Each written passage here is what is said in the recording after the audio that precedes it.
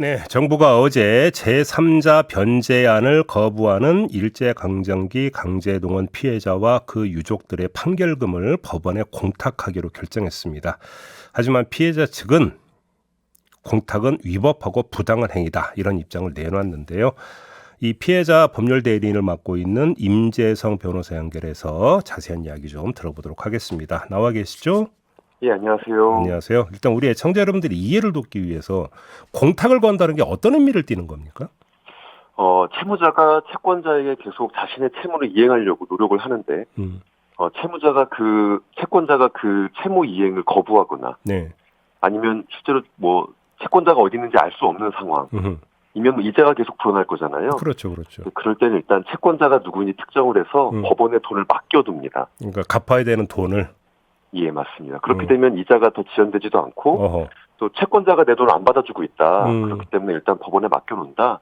이런 방식으로 자신의 채권 지체에 대한 의무를 면할 수 있게 되는 하나의 제도입니다. 그러니까 나는 할 거 다 했으니까 받아가든 말든 이렇게 되는 겁니까? 그러니까? 예, 맞습니다.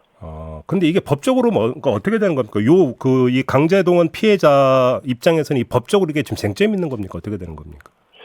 당연히 저희는 무효라고 오래전부터 주장을 해왔고요. 예. 하지만 외교부도 잘 알고 있을 텐데, 이제 그러한 무효에 대한 법적 리스크를 다 안고서도, 일단은 피해자들의 채권을 없애는 조치를 해야 된다라는 좀 압박과 강박들을 좀 가지고 있는 것 같습니다.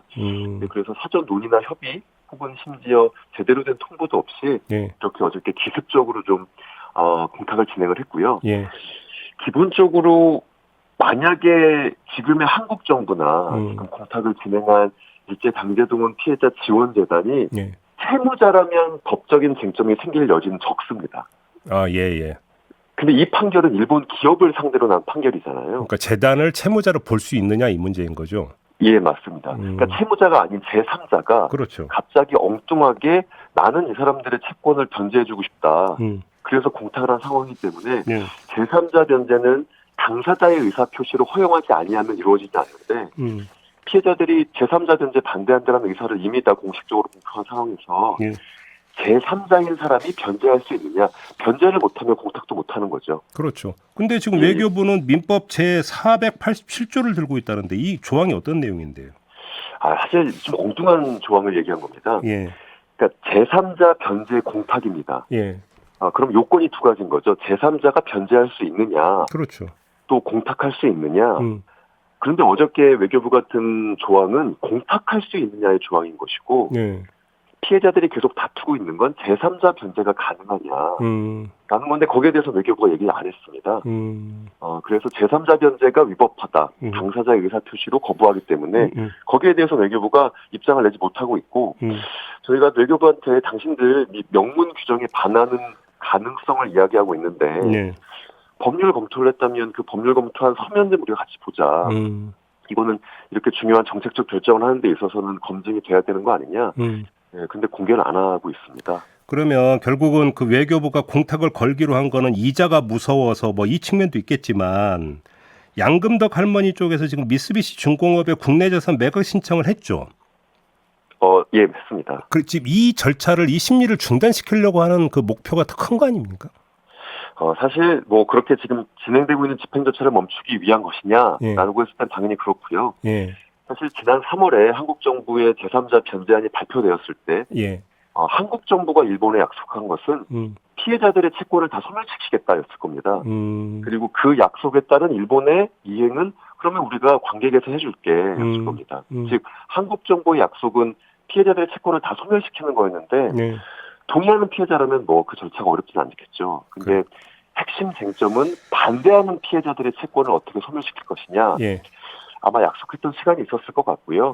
일본 정부나 아니면 용산에서도 계속 외교부를 압박했을 것이고 결국 피해자들의 채권을 언제까지 다 소멸시킬 것인지에 대해서 좀 빨리 이 절차를 진행했으면 좋겠다. 결국 이렇게 기습적으로 어제 발표를 한 것이 아닐까. 아마 일 감에는 3월을 기점으로 해서 3개월 안에 피해자들의 채권을 다 소멸시키려는 약속을 하지 않았을까. 그렇게 보세요. 그러다 보니 6월이 넘어가는 시점에서 외교부와 용산 사이에서 용산에서는 당연히 왜 6월까지 소멸을 못 시켰냐? 외교부에서는 피해자들이 직접 지금 상대하고 있으니까 이 반대 의사나 이런 것들이 좀 부담스럽다. 라고 해서 7월 첫째 주 월요일 날 기습적인 발표가 했던 이유가 아마 그런 것이 아닐까 좀 추측하고 있습니다. 지금 변호사님께서 지금 3개월 안에 소멸시키겠다는 약속이라는 표현을 쓰시는데 이게 이제 그 우리 정부가 일본을 상대로 약속을 했다는 그런 취지의 말씀이신 거잖아요. 이건 뭐 저의 추정일 뿐이고요. 추정이죠, 추정. 예. 예. 왜냐하면 또 저에게 뭐 이런저런 의견과 정보를 주시는 분들이 있었는데 예. 사실 지난주 토요일에 6월까지 이 절차를 완료하기로 했는데 그게 좀 늦어지고 있다. 그래서 네, 다음 주 중에 아마 공탁을 할 것 같다라는 좀 얘기를 주셨던 분이 있었습니다. 그게 그 얘기를 주셨던 분이 정부 안에 있는 분입니까? 아닙니다. 그거는 제가 확인을 못 하겠고요. 예. 따로 이렇게 주시는 분이 있는데. 예. 그랬다. 알겠습니다. 조금 전에 그 여러 차례 걸쳐서 기습적이라고 하는 표현을 쓰셨어요, 변호사님께서. 그러면 외교부가 공탁을 걸기로 결정한 다음에 이 피해자분들에게 사전에 뭐 이게 조율을 하거나 연락하거나 이런 게 과정이 전혀 없었던 겁니까? 예, 전혀 없었고요. 예. 저는 이번에 공탁 조치는 2018년에 강제동원 피해자들의 권리를 사법부가 인정한 것만큼이나 중대한 조치라고 생각합니다. 예. 그러니까 한국 행정부가 이 채권을 없애겠다라는 일방적 조치를 한 것인데 실제로 이걸 저희가 언제 확인했냐면 오후 1시쯤에 외교부 출입기자가 연락이 왔어요. 그래서 출입기자한테 들으셨어요, 처음에? 외교부에서 백브리핑을 한다고 3시 반에 한다고 갑자기 연락이 왔는데 이게 어떤 주제에 대해서 백브리핑을 한다는 것도 사전 고지가 없다. 보통 이런 건 중대한 이슈에 대해서 이렇게 백브리핑 하는데 혹시 변호사님 아시는 게 있냐?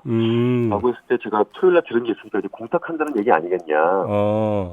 라고 하고 제가 이제 피해자분들한테 연락을 해보니 부재중 전화가 와 있다. 예. 아니면 뭐 12시쯤에 연락이 왔는데 법원에 돈을 맡겨놨으니 편하게 찾아가시면 된다 정도의 이야기를 해서 이게 뭔 소리인지 잘 못 알아들었다.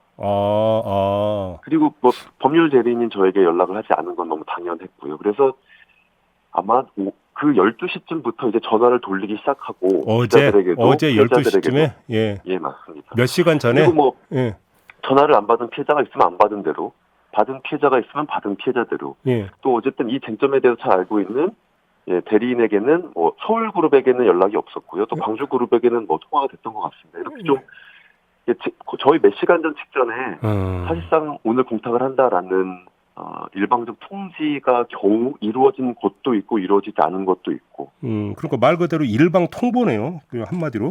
뭐 그조차도 이제 전화를 급하게 돌려서 통화가 안 되면 어쩔 수 없는 거고 통화가 되면 간략하게 설명하는 정도의 수준이었습니다. 근데 그러면 이거에 대해서 지금 그러니까 그 양금덕 할머니, 이춘식 할아버지 혹시 좀 입장을 좀 들어보셨어요? 두 분 다 좀 고령이셔서 직접 입장을 듣지 못했고요. 실제로 이제 그 생존자 두 분과 유족 두 가족이 있습니다. 그래서 이춘식 어르신의 자녀분 그리고 유족분의 유족 두 분의 의사를 좀 확인했었는데요. 두 분 다 너무 황당하다라는 입장이시고 특히 그 유족 한 분께서는 이게 사실 진짜 걸림돌 장애물 취급받는 것 같다.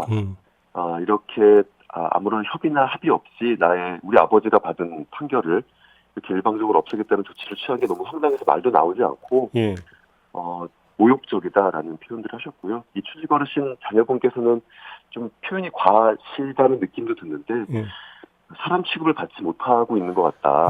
우리가 일본과 싸우겠다라고 얘기했었는데 도와주지 못할 거면 우리의 판결을 왜 이렇게 방해하고 건드리는지 모르겠다라는 이야기를 주셨습니다. 어제 저희가 바로 이 시간에 시민 모금 관련해서 인터뷰를 진행을 했거든요. 근데 지금 공탁부의 외교부 관계자 말을 보니까 정부가 어렵지만 차근차근 진행해 나가고 있는 와중에 지난주 일부 시민단체가 시민 모금 활동을 발표한 것 등의 제반 여건을 고려했다. 이렇게 이야기를 했다라고 하는데 이게 왜 고려가 되고 이게 왜 변수가 돼야 되는 거죠? 한국 정부의 목표는 피해자들의 채권을 다 없애는 것이고요. 그게 이제 일본이 자신의 기업을 보호하기 위해서 한국의 피해자들의 채권을 없애라. 우리 기업에게 위협이 되니까. 근데 만약에 이 피해자들의 채권이 뭐 시민 단체나 아니면 다른 사람에게 그러니까 채권이 양도된다면 그 단체나 뭐 그 외의 사람들의 입장 같은 것들은 더 명확하기 때문에 채권 양도가 가능합니까? 이 판결로서 나온 채권이기 때문에 예. 이 채권은 양도가 가능합니다. 그렇게 되면 채권자의 숫자가 늘어나고 이 채권을 소멸시켜야 되는 절차들이 더 복잡해질 수 있는 것이죠. 그리고 정부가 그걸 우려했다. 라는 해석도 좀 충분히 가능하다고 봅니다. 이 모금 활동에서 모금한 그러니까 이 성금을 이제 피해자분들에게 전달해 드리고 대신 시민단체가 채권을 양도를 받아서 또 뭐 대정부 투쟁에 나서는 거 아닌가 이걸 우려했다라는 말씀이신 거잖아요, 정리하자면. 지금의 모금에서는 채권 양도가 명확하게 기재되어 있지는 않는데요. 예. 실제로 이렇게 지원금이나 기금을 받으신 피해자께서 자신의 채권을 나눠줬을 때 그 채권에 대한 핸들링이 더 어렵다. 예. 그래서 지금 빨리 신속하게 소멸시켜야 된다라는 판단을 했을 수도 있습니다. 알겠습니다. 아무튼 지금 뭐 공탁 절차를 개시한다고 밝혔는데 어떻게 대응할 계획이세요? 이 공탁이 불법입니다. 부당하다 아니면 역사적으로 타당하지 않다는 것들은 시민과 여론 이 판단해야 될 문제지만 법률가로서는 위법을 다퉈야 되고요. 제3자 변제가 안 된다. 제가 처음에 말씀드렸던 것처럼 공탁 무효 확인 소송부터 시작해서 만약에 이 공탁서를 지금 진행되고 있는 집행 사건에 제출을 한다면 이 진행되고 있는 집행 사건에서 이 공탁의 유무효를 법률적으로 다툴 수밖에 없습니다. 법률 대응이 불가피하다 이런 말씀이시네요. 예, 맞습니다. 알겠습니다. 자, 말씀 여기까지 듣도록 하겠습니다. 고맙습니다, 변호사님.